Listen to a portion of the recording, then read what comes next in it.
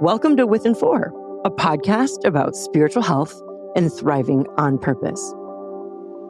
I'm Dr. Pam King. Hello, my friends. I am so very excited for the launch of With and For in January. I can't wait.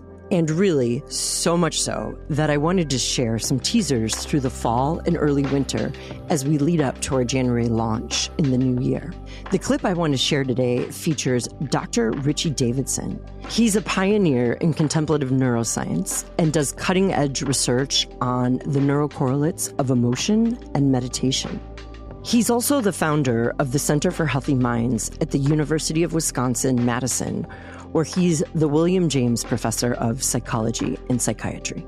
Here he is explaining his approach to human flourishing, what he calls the 4 pillars of well-being. The 4 pillars of well-being evolved in an effort to identify the core constituents of well-being that also exhibit plasticity, that we know can change in response to experience and in response to training. And we wanted to identify pillars that have been scientifically examined, investigated in robust scientific research, and also pillars that have been identified in contemplative traditions as being important for the cultivation of human flourishing. And so we have arrived at 4 pillars. The first is awareness. And awareness is about how we deploy our attention. It also involves self-awareness, and it involves a capacity that psychologists and neuroscientists call meta-awareness. Meta-awareness is the capacity to know what our minds are doing. The second pillar we call connection. And connection is about qualities that are important for healthy social relationships, qualities like appreciation and gratitude and kindness and compassion. The third pillar is one we call insight.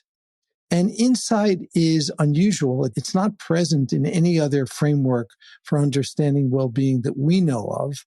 But insight is about self-knowledge, and particularly knowledge of the narrative that we carry around about ourselves. All of us, every human being, has some kind of narrative, the story that we tell ourselves about who we are. And that's a necessary construct to help us navigate through the world.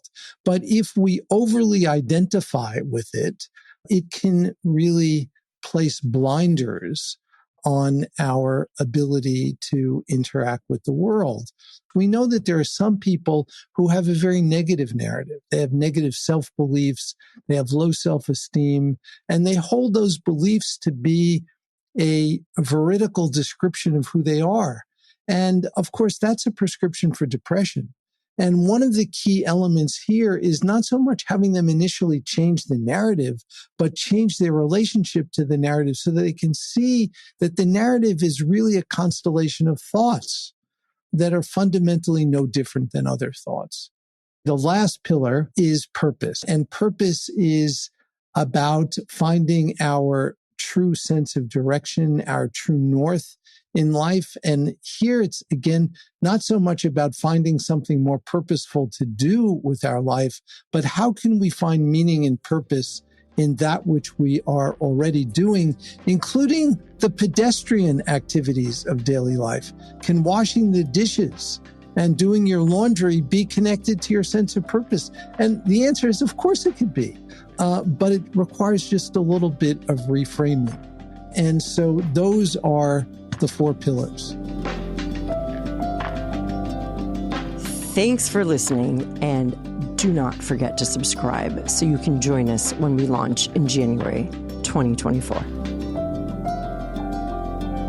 With and For is a production of the Thrive Center at Fuller Theological Seminary.